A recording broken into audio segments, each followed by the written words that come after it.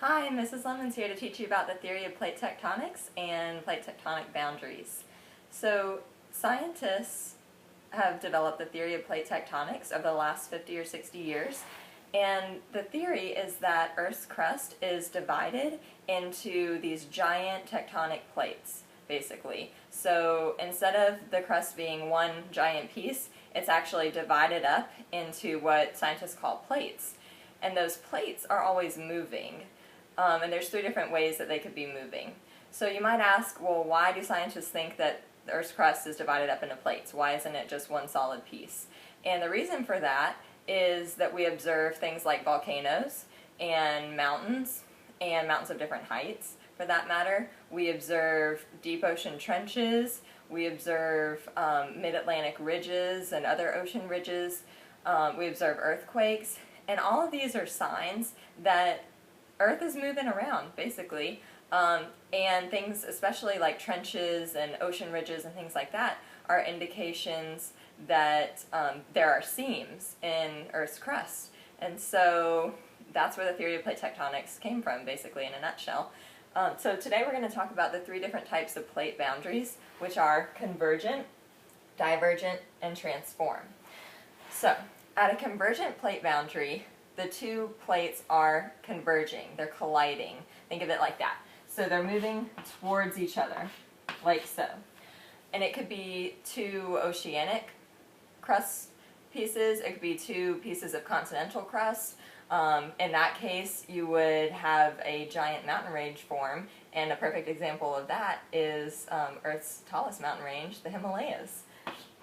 The Himalayan mountains have been forming for hundreds of millions of years as two pieces of continental crust collide, and basically as those pieces of crust collide, they're pushing against each other, and since they're about equal density, neither side is really going underneath the other side. So what happens is they just kind of start to bulge like that, and you get really tall mountains.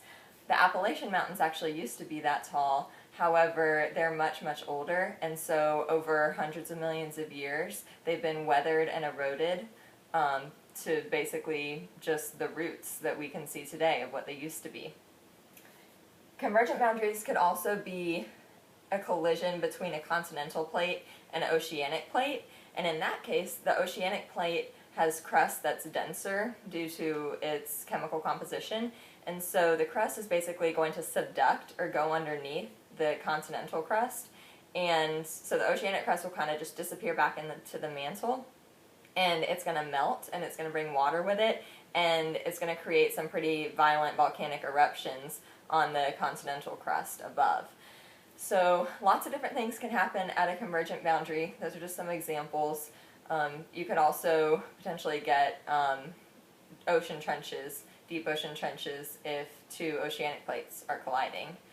And basically in that case, the plate that is more dense is the one that will go underneath the other one. So another type of plate boundary is divergent. And that's where the plates move apart from each other, like so.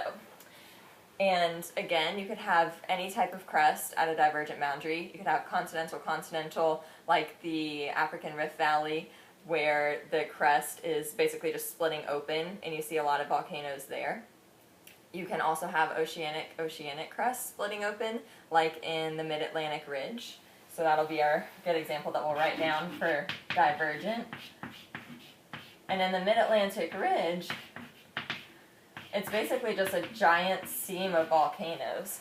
And what's happening is the ocean is splitting open, and the magma underneath is coming out and creating new crust. So the Atlantic Ocean is actually getting bigger as we speak. Not by much. This all happens very slowly over hundreds of millions of years, but it is getting bigger. So those are divergent boundaries. At convergent boundaries, you're pretty much always going to have mountains of some sort form, or maybe a trench, depending on the types of crust. At a divergent boundary, though, almost without exception, you're going to have volcanoes, because the Earth's crust is splitting open and the hot mantle material that's underneath is spilling out to create new crust. And so you can have lots of different types of volcanoes, but volcanic activity is going to be involved. It's almost a certainty. Then the third type of plate boundary is transform. And in a transform boundary, the plates are grinding past each other side by side, like so.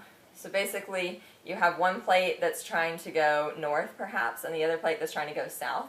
And when I say they're trying to do that, because transform boundaries don't really have fluid movement, because we're talking about giant pieces of rock here, basically. So those aren't going to just neatly grind past each other without any friction or resistance. So what ends up happening is that they kind of get stuck, and they push, they're trying to move, because all of the driving force of plate tectonics is the hot mantle underneath and convection currents in it. So the mantle is basically moving around, pushing the plates that we have at Earth's surface.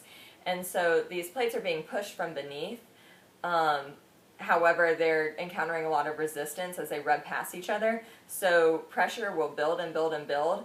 And then at a certain point, the pressure will get to be so much that it's released, and the plates will just kind of jump past each other a little bit like that.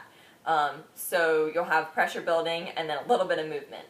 And at that type of plate boundary, at transform boundaries, that's where you have earthquakes. And a great example is the San Andreas Fault in California.